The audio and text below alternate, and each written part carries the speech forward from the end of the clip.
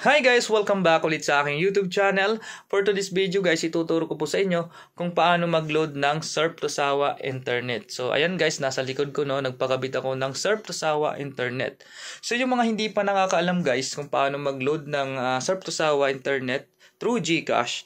So ito guys, ituturo ko po sa inyo step by step. So bago natin umpisan guys ang tutorial, please don't forget to subscribe and to follow my Facebook page and TikTok account. I-like nyo na rin po at saka i-share para lagi po kayo ma-update sa aking mga video tutorial. Guys, keep on watching bago natin umpisa ng tutorial.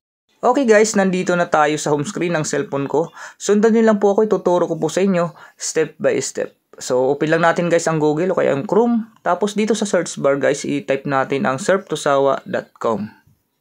And then, so ito makikita natin guys. I-click lang natin yan yung tatlong line, no, sa bandang kaliwa. Tapos makikita ang top up. Click natin yan.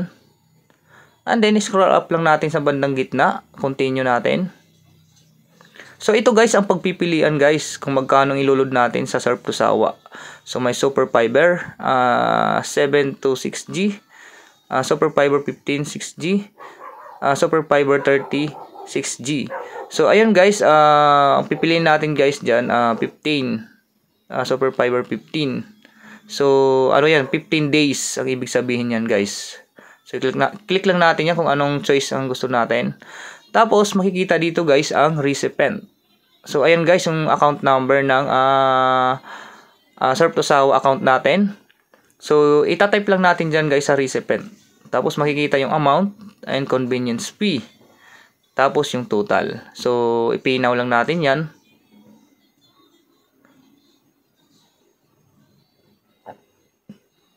Okay, antay lang natin guys. Okay, pagkatapos guys, makikita ang reference number. So, nandito na tayo sa number 1, step 1. Payment information. So, i-reveal lang natin yan guys, yung 380 pesos, tapos mayroong reference number at pipili natin ang GCash. So, nandito na tayo sa billings, billing details. So, ilalagay natin ang information natin. Okay, so email address, contact number at yung pangalan nyo po. Okay, so yung mga yan ay dyan kasi ang tawag doon, magno-notify kung automatic na loadan na po o na-loadan na po yung account nyo po sa Surf to Sawa. So, i-review lang natin yan guys para tama yung information na nilagay natin. Kung tama talaga. So, nandito na tayo guys sa summary. So, i-review lang natin yun guys. Yung descriptions, amounts, and payment method. So, ayan. Nandyan naman po yan. Nag-reflect. Tapos, i-click lang natin ang I have agree. Okay. Tapos, ayan. Antay lang natin yan.